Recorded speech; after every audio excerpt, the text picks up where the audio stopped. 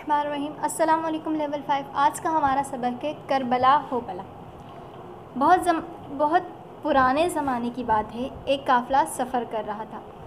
काफ़िला बहुत सारे लोग जब जमा हो जाते हैं, इकट्ठे हो जाते हैं, तो उसे काफ़िला कहते हैं। वो एक काफ़िला बन जाता है। बहुत सारे लोग जहाँ जमा होते हैं और एक साथ सफ़र करते हैं, वो काफ़िला होता है। उस ज़माने में सफ़र करना बहुत दुश्वार होता था।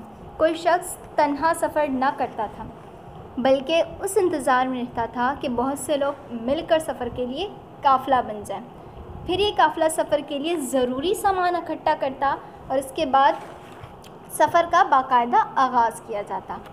आम तौर पर सफ़र पैदल ही किया जाता और मंजिल पर पहुंचते पहुंचते बहुत अरसा लग जाता था।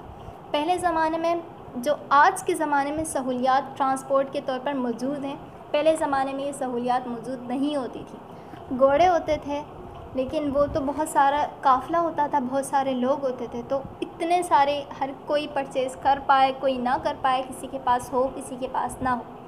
तो काफ़िले के लोग सारे एक साथ सफ़र करते थे, तो वो पैदल ही होता था। ज़्यादातर लोग सफ़र की तकालीफ बर्दाश्त करते, एक दूसरे को सहारा देते और अपनी मंजिल पर पहुंच जाते।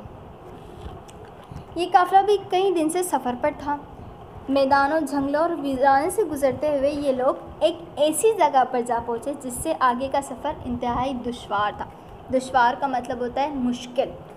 बात दरअसल ये थी कि अब उन्हें आगे बढ़ने के लिए पहाड़ों में बनी एक वीरान और अंधेरी सुरंग से गुज़रना था, जहाँ रोशनी का नामो निशान तक न था। हवा का गुज़र भी बहुत कम था, इसलिए सांस लेने में भी दुश्वारी हो सकती थी। खैर, सब ने अल्लाह का नाम लिया और सुरंग में दाखिल हुए। सुरंग में इतना अंधेरा था कि कुछ दिखाई ना देता था। काफ़िले के सब अफराद सहमे हुए थे। अभी कुछ आगे ही बढ़े थे कि उनके पैरों में नोकीली कंकरियाँ चुभने लगी। कंकर इतने ज़्यादा नोकीले थे कि चलना नहायत दुश्वार हो रहा था। उस ज़माने के लोग जूतों या चप्पलों के बजाय चमड़े के मोज़े पहना करते थे। नोकीली कंकरियाँ इन मोज़ों में सुराख करके उनके पैरों को बुरी तरह ज़ख्मी कर रही थी। ये लोग बड़ी हिम्मत और हौसले से आगे बढ़ रहे थे और दुआ कर रहे थे कि अंधेरी सुरंग का ये सफ़र जल्द से जल्द ख़त्म हो जाए। अचानक इनमें से एक आदमी को कुछ ख़याल आया और उसने झुककर कंकरियों को अपनी जगह में अपनी जेब में भरना शुरू कर दिया। दूसरे लोगों ने पूछा, तुम ये क्या कर रहे हो? उसने जवाब दिया, कंकरियों को जेब में भर रहा हूँ ताकि कोई दूसरा काफ़िला यहाँ से गुज़रे तो कंकरियों की वजह से जो तकलीफ़ हमें हुई है उन्हें ना हो। कुछ लोगों ने इस बात को सराहा और वो भी इसकी पैरवी करने लगे और कंकर उठा कर अपनी जेब में भरने लगे। कुछ लोगों ने इनकी बात से इत्तफाक ना किया और उनका मजाक उड़ाने लग गए। खुदा करके अंधेरी सुरंग का ये दुश्वार सफ़र ख़त्म हुआ और वो सुरंग से बाहर आ गए। सुरंग से बाहर आकर वो एक घने और सायादार दरख्त के नीचे कुछ देर सुस्ताने के लिए बैठ गए। पानी पीकर ताज़ा दम हुए तो उन्हें ख़याल आया कि जेबों से कंकर निकालकर एक तरफ रख दें ताकि बोझ तो कम हो।